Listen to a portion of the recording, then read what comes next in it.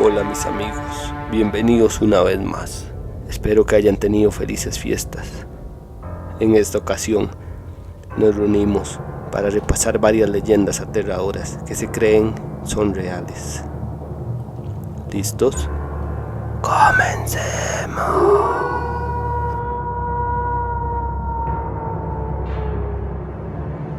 Cuenta la leyenda que hace unos años una familia, dos pequeños y sus padres, viajaban por la carretera hacia el Nevado de Toluca, cuando el coche se les averió.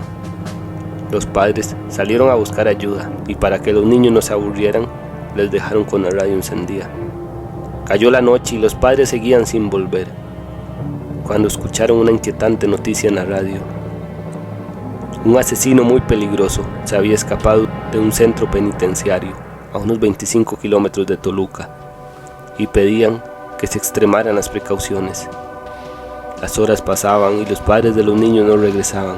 De pronto empezaron a escuchar golpes sobre sus cabezas. Los golpes parecían provenir de algo que golpeaba la parte de arriba del coche.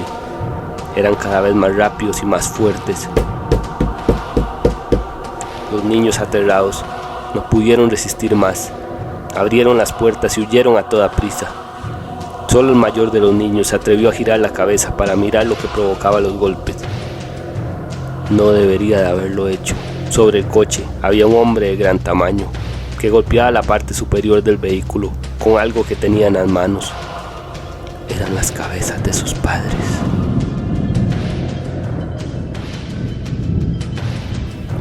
Cuenta la leyenda que hace un tiempo atrás existió una familia muy adinerada.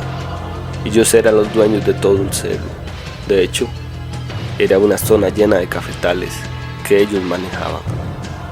También fueron ellos quienes fundaron el pueblo, claro, con la intención de tener peones que trabajaran en sus tierras. Fue allá, por el año 1950, cuando empezó la desgracia.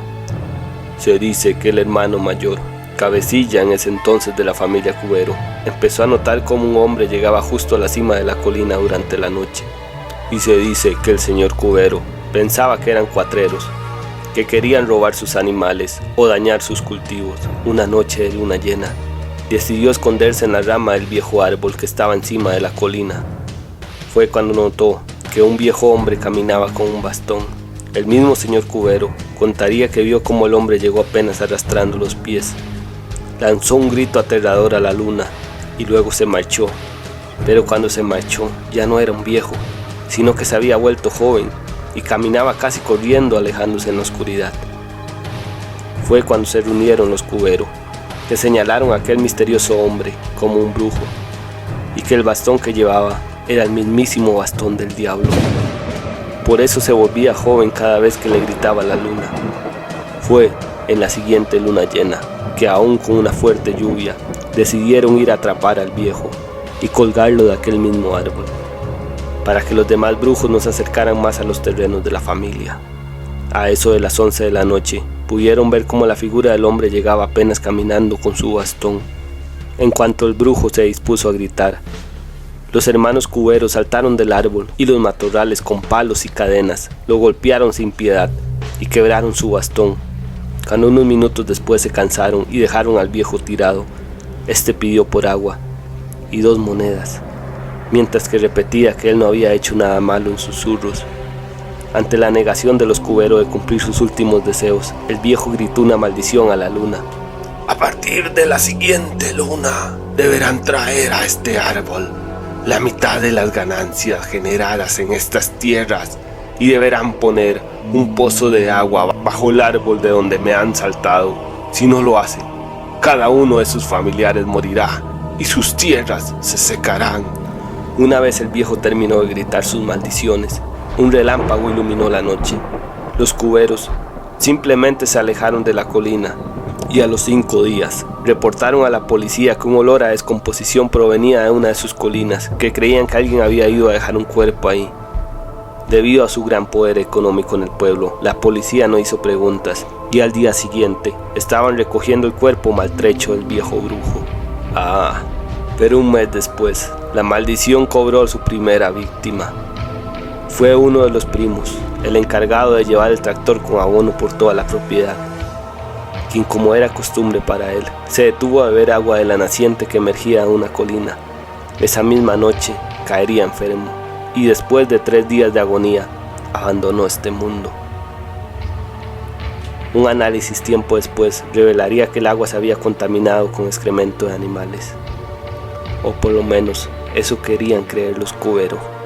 Al siguiente mes, y luego de notar cómo las plantas de café se iban secando, fue el hermano menor, de 27 años en ese momento, quien cayó por un barranco, luego de que su caballo se asustara con quién sabe qué, y él cayera de espalda, rodando 70 metros entre piedras afiladas y ramas espinosas. Su cuerpo fue encontrado 2 días después, pero aún así, nadie parecía sospechar nada. Al mes siguiente, fue la hermana, la que le seguía en edad, con 30 años, quien moriría de una manera horrible. Un cajón lleno de café, de unas 2 toneladas, se soltaría de sus prensas y la atraparía contra una roca. No quedó casi nada de ella que se pudiera enterrar. Aún así, nadie creía que la maldición había hecho estragos. Luego de esto, la zona de 1 hectárea de tamaño, dentro de donde habían muerto los anteriores miembros de la desafortunada familia, empezaría a cobrar factura. En cuestión de una semana, todos los frutos del café y cualquier otra fruta en la zona se echarían a perder por completo. No se pudo salvar nada de allí. Al siguiente mes, el hijo menor del señor cubero fue quien pagó el precio. El joven era de tan solo 18 años, amante y conocedor de los caballos de su padre. Estaba dándole los cuidados, alimentándolos y cepillándolos, cuando una serpiente apareció por entre el pasto. El caballo se asustó y soltó una patada con sus patas traseras, que dieron justo en la frente del joven, quien se desplomó, ya sin vida, en el suelo. El señor cubero vio todo lo sucedido. No había a quien culpar, más que a la serpiente, quien por cierto no la volvieron a encontrar. Al mes siguiente, quienes pagaron el precio fueron los animales de la granja, quienes de un día para otro amanecieron todos muertos, repletos de múltiples mordeduras de serpiente, de una especie desconocida, según dijo el veterinario. Ya a este punto, entre los trabajadores se contaba que la familia estaba maldita, y decidieron, de uno en uno, no volver a trabajar allí. Para cuando finalizó el año, ya solo quedaban los 2 hermanos mayores de la familia Cubero, sin hijos a quienes heredar, y sin trabajadores que cuidasen sus tierras. El destino de la familia Cubero ahora estaba sellado. Primero se fue el hermano menor, con apenas 45 años. Dicen que fue un infarto fulminante lo que lo mató mientras caminaba por sus tierras. Lo cierto es que en el pueblo se decía que el cuerpo tenía una expresión de pánico en su rostro. Y al mes siguiente, ya sabiendo que era su destino, se fue el señor Cubero, con casi 60 años, y un baúl lleno de cosas de plata y oro. Lo enterró bajo el árbol, todo con la mala suerte de que una tormenta caería ese mismo día, causando que un rayo impactara sobre el árbol, haciéndolo caer y dejándolo atrapado en lo profundo del hoyo que había estado cavando para intentar terminar con la maldición, pagando la cuota que el viejo brujo le impuso.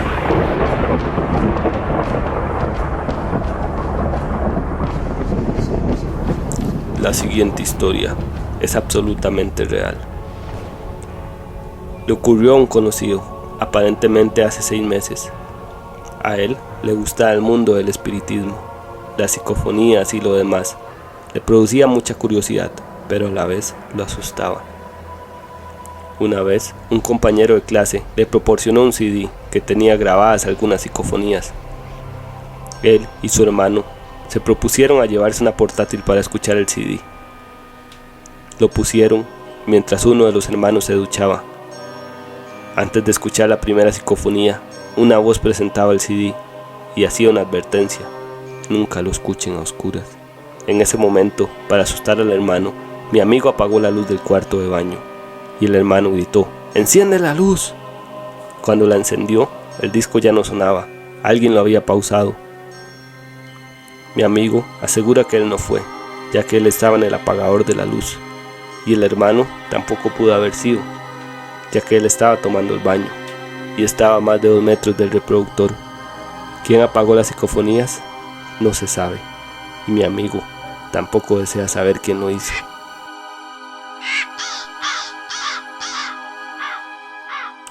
Cuenta la leyenda que un adolescente estaba cuidando por primera vez a unos niños en una casa enorme. La niñera acostó a los niños en la parte de arriba, en sus cuartos, y cuando apenas se había sentado delante de la televisión, suena el teléfono. A juzgar por su voz, el que llama es un hombre. Jadea y ríe de forma amenazadora y pregunta: ¿has subido a ver a los niños? La niñera cuelga, convencida de que son sus amigos, quienes le están gastando una broma, pero el hombre vuelve a llamar y pregunta de nuevo: ¿has subido a ver a los niños? Ella cuelga a toda prisa, pero el hombre llama por tercera vez y esta vez dice: ya me he ocupado de los niños, ahora voy por ti. La niñera, verdaderamente asustada, llama a la policía y denuncia las llamadas amenazadoras. La policía le pide que si vuelve a llamar intente distraerle en el teléfono para que les dé tiempo de localizar de dónde proviene la llamada. Como era de esperarse, el hombre llama de nuevo a los pocos minutos. La niñera le suplica que lo deje en paz y así le entretiene. Él acaba por colgar. De repente el teléfono suena de nuevo y a cada timbrazo el tono es más alto y más estridente. En esta ocasión es la policía, que le da una orden urgente: salga de la casa inmediatamente, las llamadas vienen del piso de arriba. La siguiente es una historia basada en hechos reales. Un grupo de amigas había decidido ir de paseo, pasar unos días lejos de todo. Se registraron en un hotel y subieron a su habitación a dejar el equipaje, pero notaron un olor peculiar, como si se les hubiera olvidado sacar la basura. Sin embargo, todo parecía estar en orden, así que se fueron y no volvieron hasta en la noche. El olor había empeorado notablemente a lo largo del día y ya era casi insoportable estar ahí, de modo que llamaron a mantenimiento para que localizara el origen del olor. La persona que les mandaron miró debajo de las camas, dentro de los armarios, incluso olfateó los desagües y las ventilaciones, pero no pudo encontrar la fuente del olor. Al final, limpiaron la habitación con generosas cantidades de productos perfumados y pusieron la ventilación al máximo. Les desearon buenas noches y se marcharon. La peste estaba por el momento enmascarada y como ellas estaban agotadas, se fueron a la cama. Una de ellas escondió la cartera debajo del colchón, como acostumbraba a hacerlo siempre que iba a los hoteles. Todas durmieron hasta bien entrada la mañana, y ya grandes rayos de sol iluminaban la habitación, caldeándola al extremo. El hedor seguía presente y más potente que nunca. Una de las mujeres, ya bastante irritada, volvió a llamar al departamento de mantenimiento para quejarse. Luego llamó al director del hotel para quejarse un poco más. Un pequeño ejército de personal de mantenimiento y la dirección se presentó en breve. Y una vez más, rebuscaron por todas partes sin resultado. Sin embargo, todos estuvieron de acuerdo que el olor era inaguantable. Así que la dirección ofreció cambiar a las amigas de habitación. Recogieron sus cosas para bajar al vestíbulo. Pero cuando la señora que había escondido la cartera hurgó debajo del colchón, tocó algo que parecía ser sospechosamente una mano humana. Quitaron el colchón encima de la cama y ahí, en un hueco practicado entre los muebles y la cama, había una mujer muerta. Era evidente que la habían asesinado ahí en la habitación y que el asesino la había escondido entre el colchón y el somier. Había recortado una parte de los muebles para que el cuerpo no formara un bulto en la cama. Esta es una historia real que ocurrió allá por el 2010.